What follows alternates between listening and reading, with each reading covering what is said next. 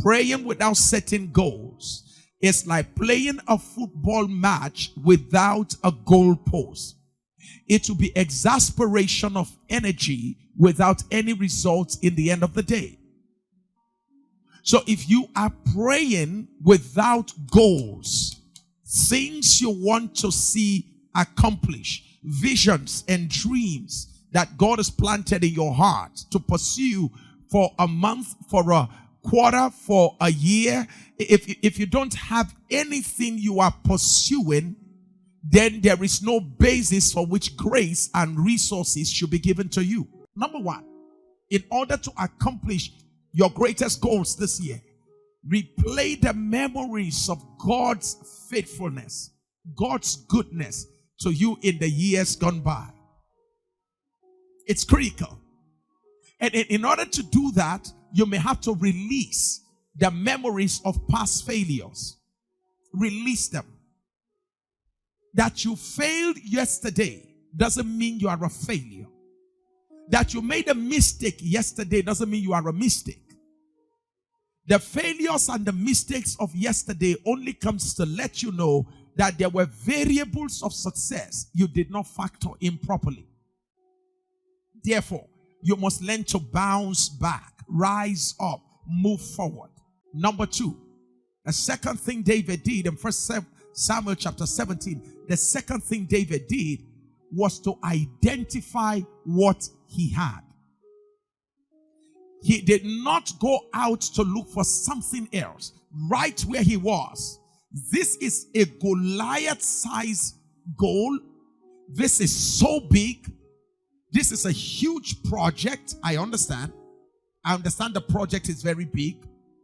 I understand that what you're trying to get done is extremely humongous. I understand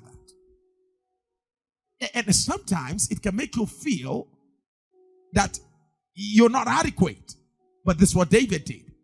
David said, although I have a huge Goliath to deal with, let me look within. What do I have to start with? And David realized he had a sling. He had a stone.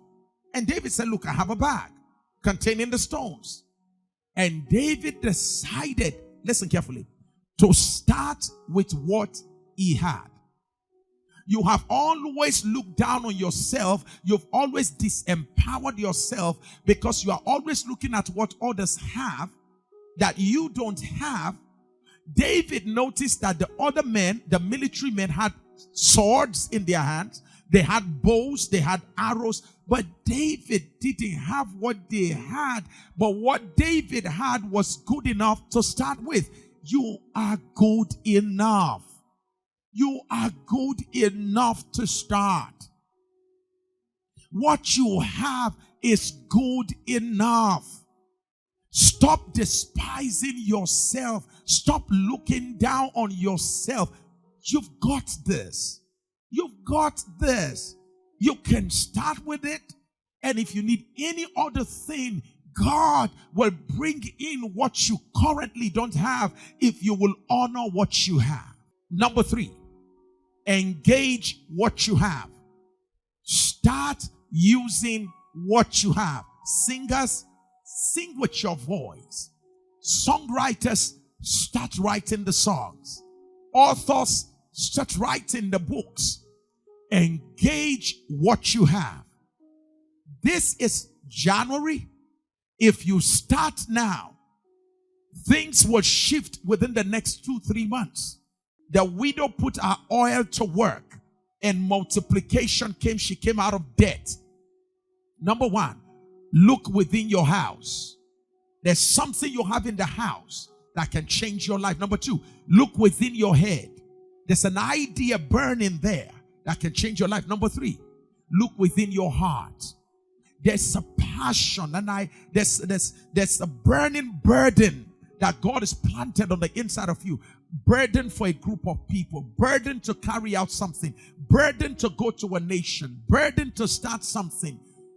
Look within your heart. What is the burden that God is putting in there? What is the passion that will not die? What is that thing that wakes you up in the night something that is just there, it won't leave.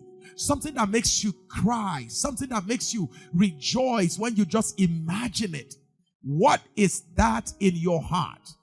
Don't ignore it. Start with that. Finally, what is in your hands? What can you do with your hands? What can you fix with your hands? What can you build with your hands? What can you create with your hands? What can you produce with your hands? Engage your hands. Hands that are not engaged will beg.